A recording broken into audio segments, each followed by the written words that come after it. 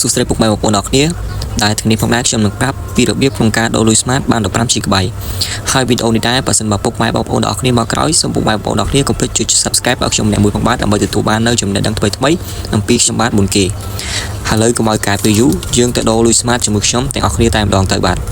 ជាដំបូងអ្នកនរគ្នាធ្វើការចុចទៅលើកម្មវិធីមកនេះកម្មវិធី phone នេះមកហើយដើម្បីដូរលុយ Smart ឲ្យបាន 15GB ពុកម៉ែបងប្អូនអរគ្នាត្រូវមានកាត Smart 6000ហើយកាត Smart 9000នេះហើយអ្នកនរគ្នាអាចទៅទិញនៅឯតូបចាប់ហួយហើយកាតនឹងហើយមានតម្លៃប្រហែលជាដូចជា6000ទៅ6500អីហ្នឹងហើយពេលអ្នកនរគ្នាទិញហើយអ្នកនរគ្នាធ្វើការបញ្ចូលទៅតាមការណែនាំនៅក្នុងការនឹងតែម្ដងទៅហើយនៅពេលបញ្ចូលនឹងហើយអ្នកនរគ្នាធ្វើការដូរលុយតាមខ្ញុំនឹងទៅនឹងទទួលបាន 15GB ភ្លាមៗឥឡូវខ្ញុំនឹងប្រាប់អ្នកនរគ្នាអំពីរបៀបដូរលុយ